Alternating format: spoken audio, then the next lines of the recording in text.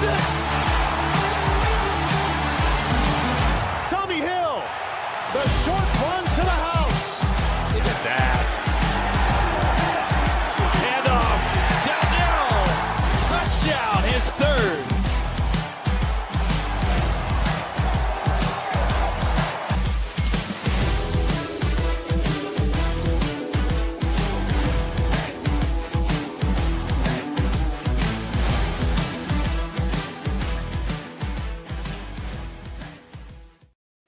What's going on, everybody? It's Cornhusker Connection. It's Monday night. We're back. Two-man game. How are we doing, Tyler Sprinkle? Fantastic, baby. There's college football this week. Come on. There is college football this week. Come on. I've heard some buzz, really some haters, and really those are the loudest folks to me, who say, well, this isn't actually the start of college football. It's like, no, this is even better. Like, it eases us in. It's like the NFL, like, as good as it is when it's back, like, it's not back, and then all the way back. There's no on-ramp, really, unless you care about the preseason. But I love how college football does it. Week 0, Power 5 game in Dublin, and then we get the rest of the big boys next week. I'm just happy that Nebraska's not playing in overseas games. I'm so fucking happy. I also love this Dublin game because the more and more Dublin games that we get, the further removed we get from Nebraska's showing in Dublin. That onside kick was sick, though.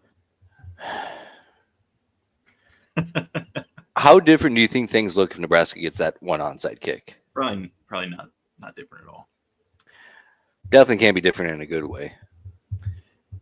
Yeah, I mean, maybe he gets a little bit longer of a leash, but the way that he was as a person, yeah, I mean, it's never gonna make. There's never a winning formula there. Yeah. So first, actually, since we're on this topic, I've been learning a lot about Nebraska football history. I started reading Sean Callahan's new book. Okay. And it works out because, I mean, I'm 28, so when a lot of this stuff was happening, like with Frank Solich, early Bo Pelini, like I was a child.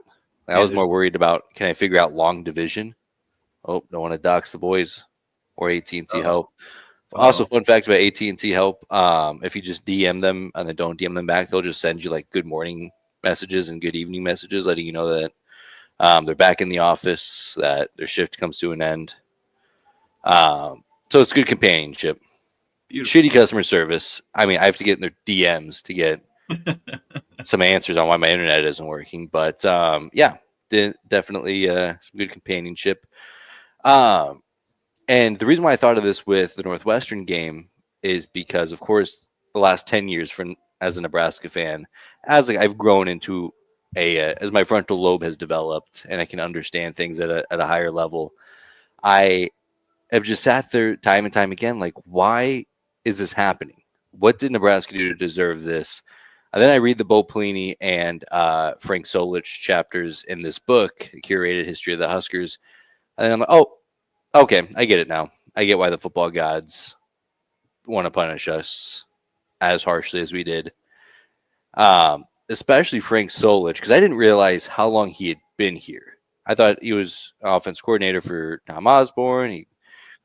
He coached at Lincoln Southeast for years before he joined it was the head coach of the freshman team. Do you remember when Nebraska had a freshman team? No, you don't, because it's been so goddamn long. Yeah. And they've had a freshman program like that. And it was hearing offers about being a head coach somewhere. Tom Osborne was like, hey, if you just give me 5 more years, ended up being 6, you'll take over, just like I did with Bob Devaney. We'll have a succession plan. Just stay here. Don't leave. And we'll hand you the keys to the castle. And then 4 years later, Steve Peterson's like, no, I want my own guy. And kicks out Frank Solich. And so it feels like Bill Callahan is exactly what we deserved. I think they did the same thing come Bo Pelini, where they're like, we're going to force Tom Osborne out as AD, or we're going to hire an AD without him being involved in that search, even though we told him we would. He's going to want to bring in his head coach, and then he's going to get fired a few years down the road. And then then we get Scott Frost, which I feel like is exactly what we deserved. Again, it was always Scott Frost, though.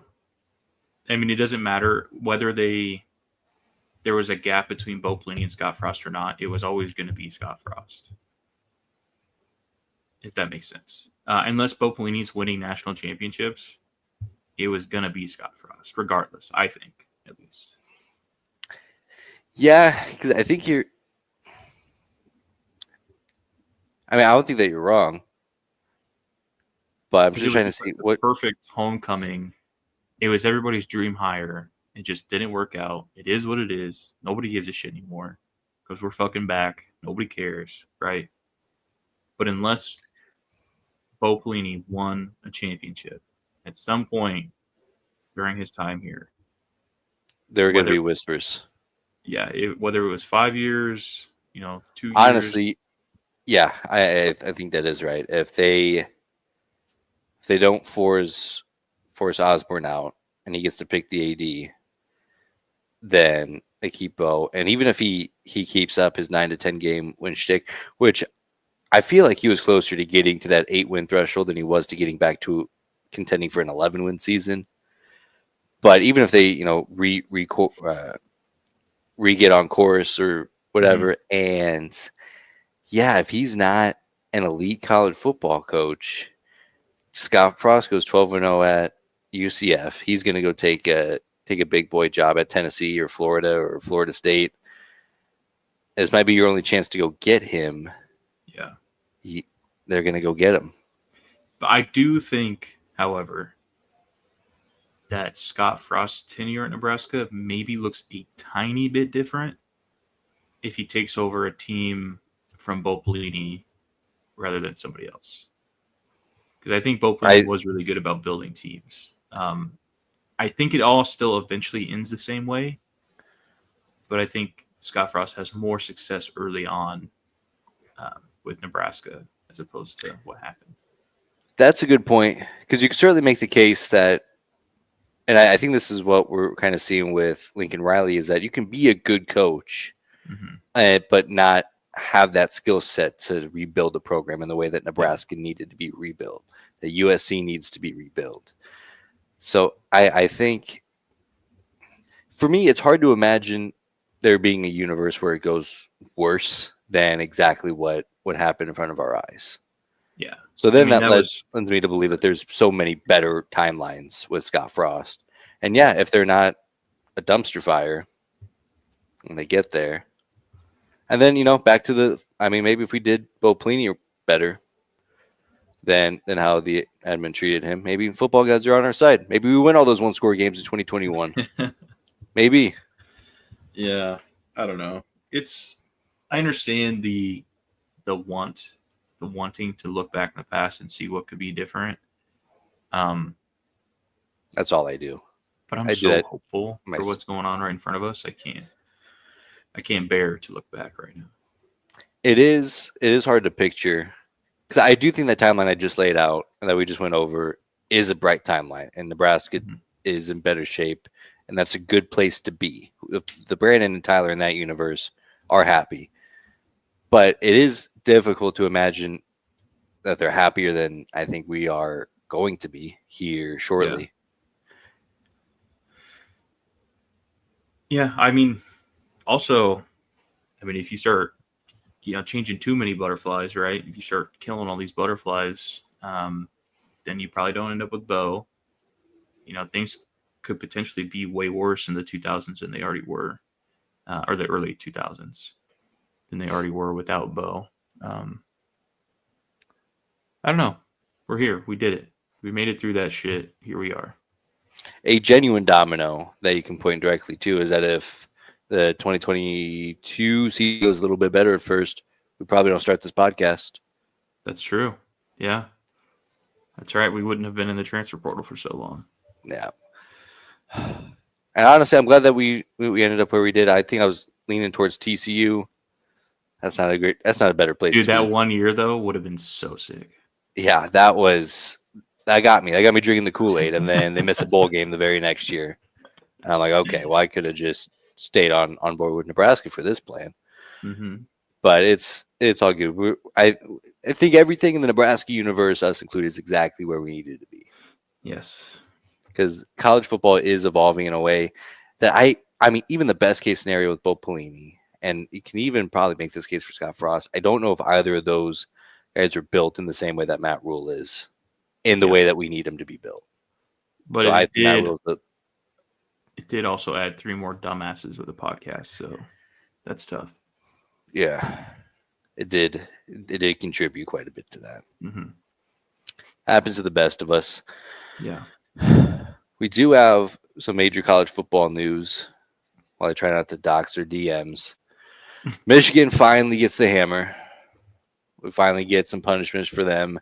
They get really nothing bad happened to Michigan. No wins vacated, no postseason ban. The NCAA's conclusion was that they received enough of a competitive advantage where you got to give a show cause to Jim Harbaugh, a show cause to Denard Robinson, a show cause to their current head football coach, which literally doesn't mean a goddamn thing. They concluded that there was enough of a competitive advantage that they needed to suspend Jerome Moore for a game at some point in the future.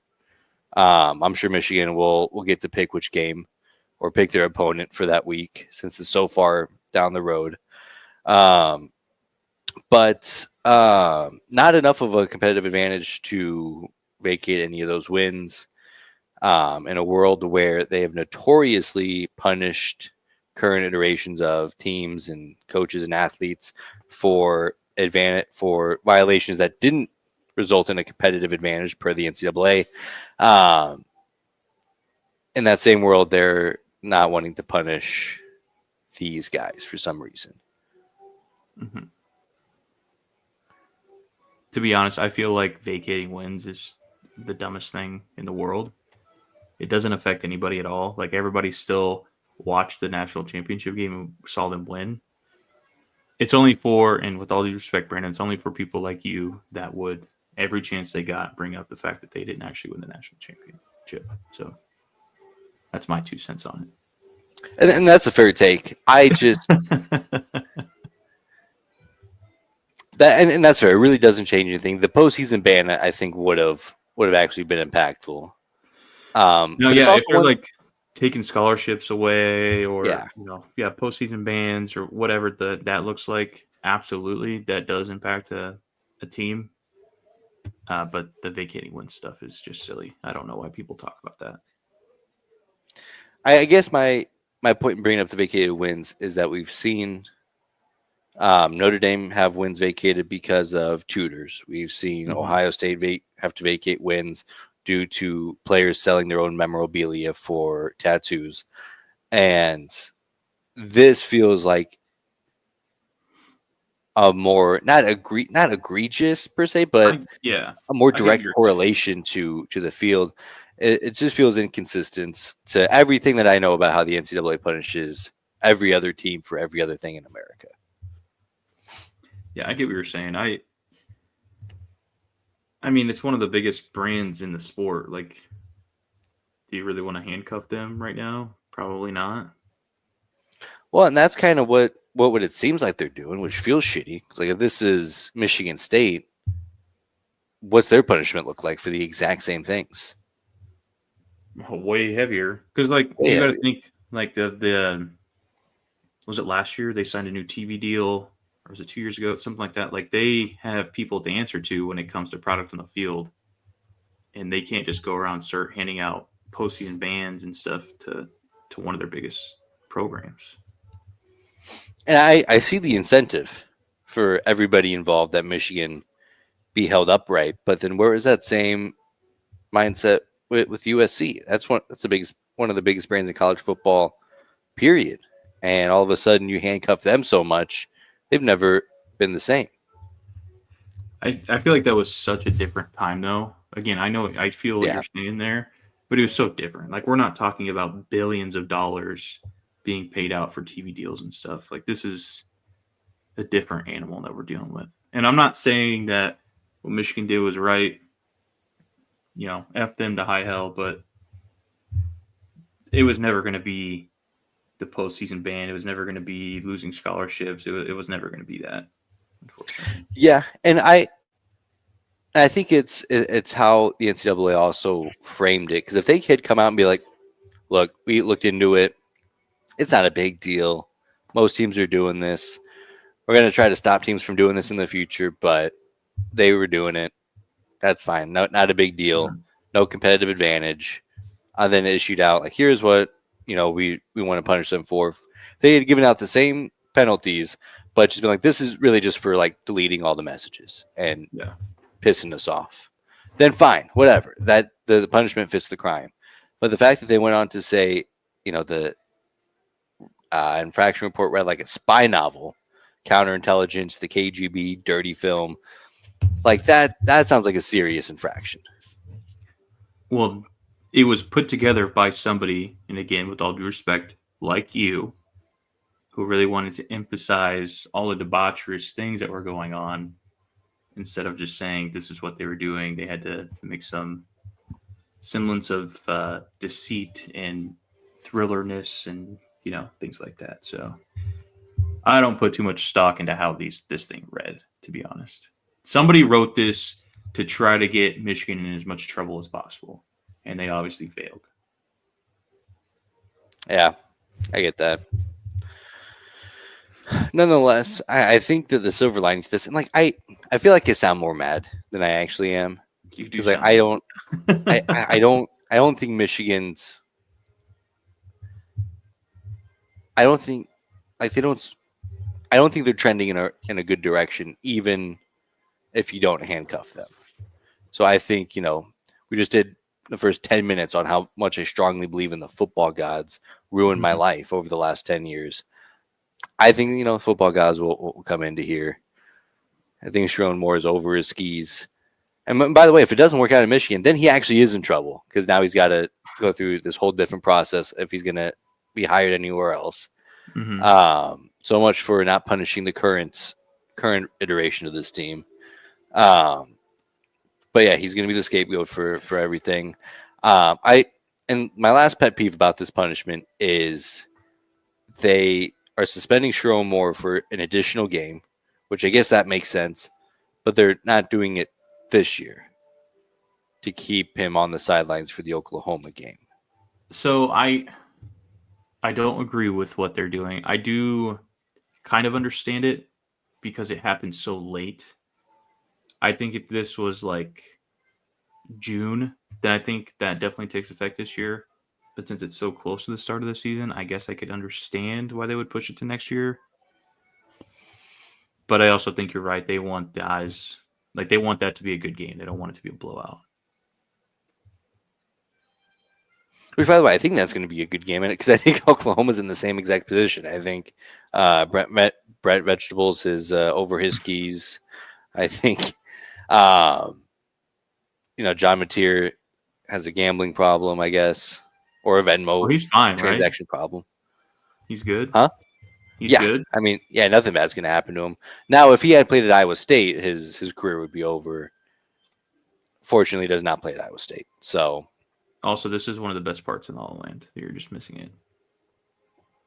what is? What's going on right now in the movie? I think it's the final scene. Yeah, you're just missing it. I know it. I can feel it in my bones. This was Yeah. giving me energy. I have goosebumps right now just thinking about it. I love this movie. Because Cortland's in the musical, so he's like, so he loves Hamilton. He doesn't watch TV a whole lot, but when we turn Lin Miranda on the television, he's locked in to try to see if La La Land had the same effect. But he just cried Under sleep. the whole time. Oh, well, because he knows it's a sad movie. He knows. He's like, they're setting me up here. I know how this ends. So now all I'm thinking about is La La Land. Like, it's just such I think it's just such a cool ending, because in every other movie of all time, you get this happy ending. Somebody pushed their ambitions aside for the other. Not here. This is life. It is life, unfortunately. Any final thoughts on Michigan? They got away with it. Good job. Yeah, good on them. Now getting back to Nebraska, I guess we talked about Nebraska a little bit at the beginning, but some big news coming out of Omaha. We have brand new commitments. The star of our 2027 recruiting class, along with Trey Taylor, Omaha product Torrey Pittman is committed to Nebraska, the 16th national prospect, number 2 safety. Depending on which service you see, the highest rated Nebraska products of recordable history. And he's coming home. He's coming home, and he's locked up so early in the process that this is a motion mover. Yes. I will say that would be something that we could dive into at some point. Looking at these prospect ranking sites, because it seems like every time Nebraska gets a highly touted prospect, they go down. But if like Alabama gets somebody, then they automatically go up. It's kind of fishy. Very fishy. Kind of fishy. But that's for a different episode. It's for a different episode. But further. First of all, I just think it's cool that Nebraska as a state's producing so many Division I power level football players. I think obviously I love that the best ones are coming to Nebraska, and I just love how there's this impact, because I mean there was that run with like Jalen Lloyd and Malachi Coleman where we're kind of excited about these guys, but they didn't really come in and contribute in the way that we thought they would. And we had to recruit over them in the transfer portal. But now we're starting to see guys like Carter Nelson come of age and is going to be a big part of this offense this year.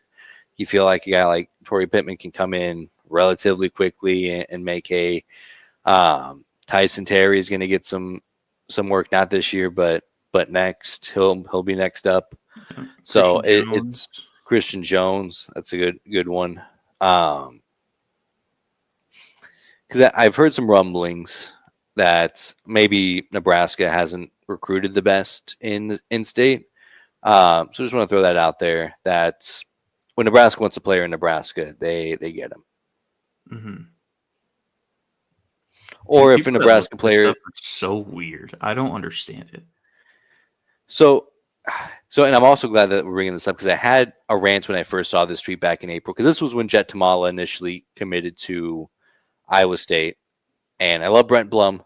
He's the NIL director for Iowa State. I love him for a couple of reasons. Most importantly, that he makes the NIL director of the school out east look like he's shitty at his job, because he is. And, you know, of course, I have a soft spot for Iowa State. Actually, I might be the most pro Iowa State Husker fan on this planet. Mm-hmm. Huge ties to Iowa State. My wife went to Iowa State. Her family works on campus.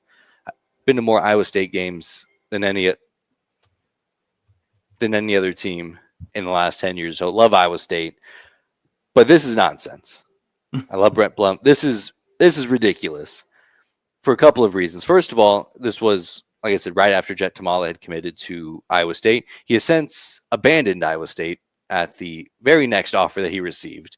He's like, oh, there's another school that wants me that's not Iowa State. See ya. But there is a plethora of Iowa State commits coming from Nebraska, which is great. Love that for them. It's a great place to be. Over the last 10 years, there's been 1 year where Iowa State has had a better recruiting class in Nebraska. And that was the year that Scott Frost got fired. Nebraska had the 39th ranked recruiting class. Iowa State had the 37th best recruiting class. You know what that tells me, Tyler? It tells me that around the country, people and better high school football players would rather be a Husker at the worst time in history to be a Husker than to be a Cyclone at the best time it's ever been to be a Cyclone. So just wanted to point that out there. You know what this makes me think of? It makes me think of like if North Dakota State or South Dakota State was like, oh, there's a reason why the top talent in Nebraska and Iowa want to come up here and play for championships. It's like, dude, get a grip, man. Yeah. Get a grip. Like, yes, Iowa State and North Dakota State, for that matter, pound for pound, have been significantly better in playing football than Nebraska has. Yeah. But like, let's not act like there's been like an actual changing of the guard. Yeah. Like, let's not act like this is the outlier in history, where like the previous 50 years and the next 50 years aren't this micro chamber. And I could understand if Iowa were saying stuff like this because we're like actually rivals. Nobody gives a shit about Iowa State. Nobody does. Nobody is, and I think that's why it's easy for me to be such a big Iowa State fan, because nobody in Nebraska has ever thought twice about Iowa State. No. Ever. No. I have no feelings either way toward Iowa State. I don't give a damn. I don't care. Good on you. Yep. Or sorry that Go happened. I Clemson. don't care. Yep. I'm not reading all that. Too long. Didn't read. But just want to throw that out there because, like I said, I had that whole rant mapped out while we were on break. Mm-hmm. So I've just had that one in the dome for, what is that, 4 months now. Mm-hmm. But big news, 5-star recruit from Omaha coming back to the Big Red. And that was another thing in this Sean Callahan book that he mentioned. And something that we're going to see a lot less is the homegrown talent that, especially in the trenches, that changed the trajectory of Nebraska. Not necessarily, there's so many local pieces that then you bring in Tommy Frazier on top of that, which also learned Tommy Frazier was never team captain. Interesting. I don't think I knew that. Also, and this might not surprise you as much, neither was Scott Frost. But I think what we know about Scott Frost, maybe that's less surprising. That checks out. Yeah. Oh, let's see here. Boy, every tab I have open, it's just doxing some DMs. But we got some new uniforms. Huskers got the new blackout uniforms from Adidas. Speaking of Iowa State. Speaking of Iowa State, this looks exactly like Yes. Dannon called Iowa State, like, who designed your black and white uniforms? I gotta get me some of those. Which I think is awesome. I think they look super clean. And considering I've had to look, they make sense for Nebraska. They don't really make sense for Iowa State. Yeah, I would say so. You know, I would say you're onto something there. But they do look sick. They do look sick. They do look sick. Big, especially because I've had to watch Nebraska play football in some absolute dog shit alternate uniforms. They've gotten better as of late. Like the last black uniforms were cool. The whiteout uniforms were almost very cool. These are cool, but like there have been some dog shit uniforms in the past. I think it also makes a difference if they're doing it for the USC game. I think it makes a difference if it's a night game or not. I think that makes this very cool if it's a night game. Very much not as cool if it's a 2:30 kickoff. Well, I want you to know if Nebraska's good and USC is good, it's going to be fucking big noon kickoff. I don't even know what the rest of the schedule looks like that weekend. I can almost guarantee you they're going to do everything they can just to screw us out of a night game. That would be the least cool option. I don't think they'll do that because West Coast teams don't rate as well. I guess so. It would be 10 a.m. there. Yeah. So I think even not 9 a.m. This is 2 hours behind us. Oh, right. Yeah, right. Boy, waking up, get a mimosa and watch some ball. That's the dream, dude. I wonder what other games are on that week. But yeah, that would definitely be the least cool option. This on big noon kickoff. Because I have seen some poo-pooing about just like the brand recognition of these two teams and how cool it is, which I'm a sucker for this, by the way. I see what the poo-pooers are pissing and pooing about. The Nebraska Classic uniforms, the USC Classic uniforms, that goes hard. And it does. But considering how big of a game I think that'll be for Nebraska, if we can get an actual kind of blackout, I know we won't actually black out Memorial Stadium. The poo-pooers would not allow that. But if we could get a better energy in there, night game. Sorry, Lincoln Riley. This might be your last game. I mean, I see people talking about like painting the end zones black and The red and black, Cool. that would be sick. That'd be so cool. But wanted to hit on that. I'm a big fan. Didn't know if you had any hot takes on the uniforms other than they look cool. Other than they look like Iowa State's uniforms, I think they look cool. As oddly enough, I haven't seen too many people bring that up, but that is exactly what I thought of when I first saw them. Like this is exactly what Iowa State did. Now, as you said, Nebraska has a history with the black shirts, which I also don't see people bringing up much. So I think it's cool. I'm a big fan. Again, even a bigger fan if it's a night game. Agreed. Yeah, they're gonna go crazy on Saturday night. Can't wait. Some more news coming down the pipe, also kind of related to the Adidas uniforms, single digit guys out and about. Team honor.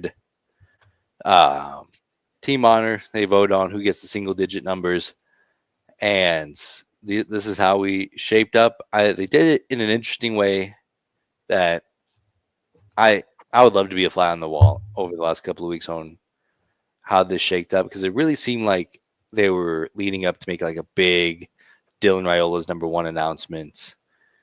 Would have been even more baller with the black uniforms. But then they announced that Sierra Wright got the number one, which is cool. Very well deserved. Very happy for him. He's a beast. But it did just kind of feel anticlimactic after they kind of led us in a certain way. Yeah, I mean, we were talking about that. Dylan's got a brand to kind of think about. And I know that people aren't going to like me saying that. I don't think that he got offered it and then he turned it down. I hope he was very upfront, like, hey, I'd like to stick with 15. I'm more than happy to be a leader in the locker room, which he's already shown that he is. Yeah. But give that honor to somebody else that deserves it.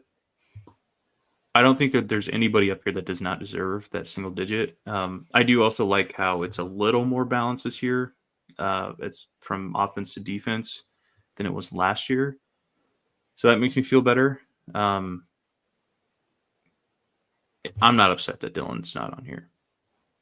I'm not upset either. I'm just curious because, and I wonder if it came down to, because what's really throwing me off is the announcement that Sierra Wright got number one and the new Adidas uniforms.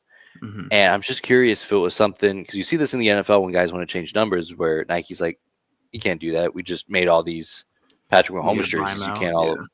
So I'm just curious if it was something like that. But I think you're right. At the end of the day, I don't think anybody's questioning that, Dylan didn't earn this kind of honor. Or, maybe he's just mega alpha. And he's like, I'm such a good leader. I know I received this honor, but give it to my guy, Sire. Give it to somebody that, I was going to say give it to somebody that will appreciate it more, which I don't think is the right thing to say. Give somebody else recognition because he knows that all eyes are on him, if that makes any sense. Yeah. So that's why. Spread the wealth. Yeah. Spread the wealth. So we got Javin Wright, Sierra Wright, Ja'Cory Barney, Marcus Buford keeps his 3, Janarian Bonner, which I think a lot of people were kind of caught off guard with. Yeah. But I think is very cool. I love that he's the kind of guy that earned it. Because we just didn't. I just love this wide receiver room. As we see Dane Key wearing number 6, Riley Van Poppel at number 5, who looks like a mountain. Yeah. Huge. Looks like he needs to be guarding Cersei Lannister on Game of Thrones. Malcolm Hartzog at 7, Sean Singleton at 8 still, and then Vincent Shavers at number 9. A scary group. Wouldn't want to be on the other side of a single-digit player at any position. Looks good. But I love it. Come on. I'm juiced. And I feel like that pretty much wraps up the preseason. I feel like we are here we're at the runway. Nebraska plays Cincinnati. Week, baby. An abbreviated game week. I keep having to remind myself that they play on Thursday. So I gotta lock in for that. Final preseason thoughts. Anything from training camp that's caught your attention? Anything's going under the radar?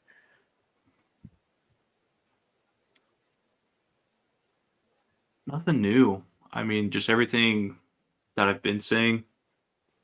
I actually do love the fact that they're starting to talk more about like these are the guys instead of like, ooh, who's it gonna be? They're starting to like say like this guy's awesome, this guy's awesome. Take some of the uncertainty out of what's going on for Nebraska. And I think it helps knowing that you're the guy going into the week as opposed to kind of figuring it out like the day. Yeah. So. And I'm noticing that too this year, and it's tough since Matt Rule was new, so we don't know how he talked about players, how he's done things. But one thing that's kind of jumping off is how Dano Holgerson is talking about guys, because he's at least last year he didn't seem very keen on just dishing out praise when there were plenty of guys who did not in fact deserve praise, and now he's throwing out huge compliments to Dylan Raiola. He said that he's thrown passes that he's never seen anybody be able to make before, which is a guy who's just lived with NFL quarterbacks as a head coach recently. The way that he talks about Ja'Cory Barney, and you can hear the excitement when he gets talking about him, just like going through the motions, like, oh, I could do this with him, or oh, he can bring this to the table. And I don't know if it was a red flag early on that we didn't see more of that. Seeing how things shaped up kind of makes sense. But now that these guys are locked in, now that Matt Rule's got a staff full of his guys, they identify these players that they think can take him to the next level. Now it's just about going out and doing it, which I feel like we've been here before. Yeah, I also wanted to note that I'm excited that 3 wide receivers, well, Bonner's kind of a not necessarily wide receiver. He kind of does everything. That they're the single-digit guys, because a lot of what Dana has been talking about is blocking somebody on the edge. I'm super excited that that's going to be so much better this year. If 3 guys got single-digit numbers, that means that they're doing what Dana wants him to do. So I'm pumped to see that. Very excited. And I think Jadavion Bonner is the key indicator of that, because I don't think we know him to be, a quick, shifty athlete like Barney, or a deep threat 50-50 guy like Dane Key can be. Mm-hmm. So that would lead me to believe that he's just going out there and knocking skulls, that he's knocking dudes down, that he's doing the gritty stuff, doing the stuff that I don't know, probably isn't going to show up on the stat sheet, but you see him on the highlight of Ja'Cory Barney breaking a 40-yard run on a jet sweep because he's holding down the edge. Mm-hmm. That's what got me excited in particular. It's rewarding the guys that are doing the little things well, and not just the guys that can score you a bunch of touchdowns on Saturday. I love that. That's exactly right. That is exactly right. And I feel like we've been here before where it's just like we got to see it. Nebraska gets started with Cincinnati. I feel like we have all the information. How do you think this year's going to play out? What are your hopes and dreams? 10 wins is the floor. I'm putting it all on the line here. I'm going to be so heartbroken. I know it. When we lose the game to Minnesota or something. But I'm thinking 10 wins. Easy. Should be. If we're as good as we are supposed to be, 10 wins, no problem. And that's what I keep coming back to is it's not with the way the schedule shapes up. If Nebraska wins all the games that they're favored to win, it's 9-3 minimum, depending on how the bookmakers view that USC game. That's 10-2. And even of those 2, Michigan's a very winnable game. Win one game that you're not supposed to, now we're talking 11 wins. By just if we can go in there and just make it close against Penn State, dude. Oh, buddy.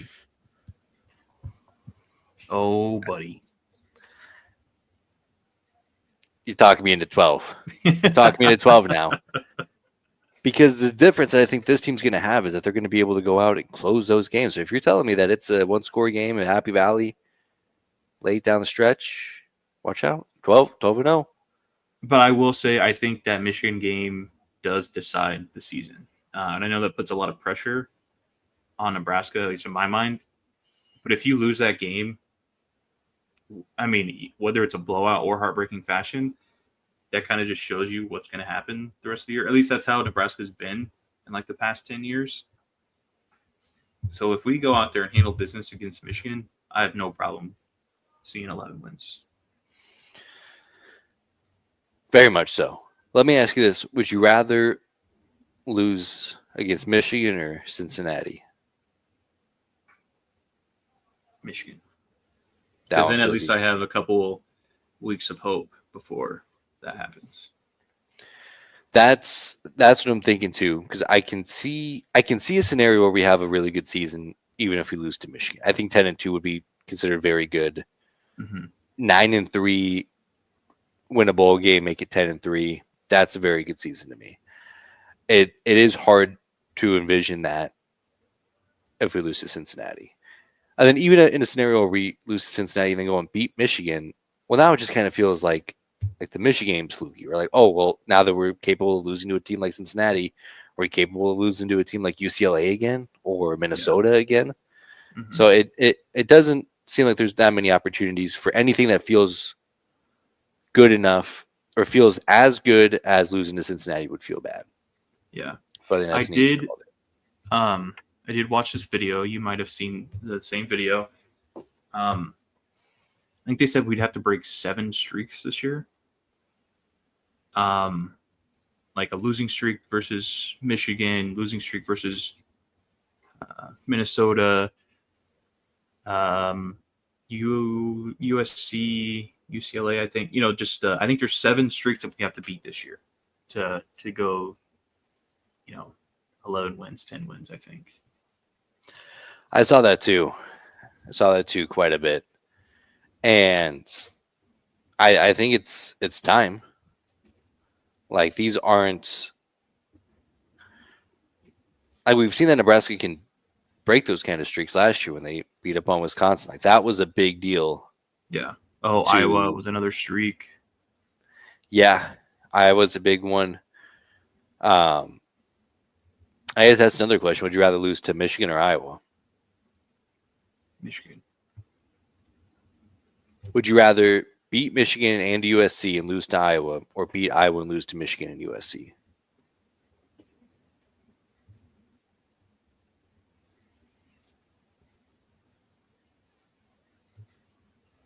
Lose to Iowa. Fuck. I don't. I think I'd rather go. Because if we beat Michigan and USC, then I feel as though 10-2 is there for us. I know that's probably the right. That is the right answer. Picture, Objectively, that's the right answer. 10 wins is better than 9 wins.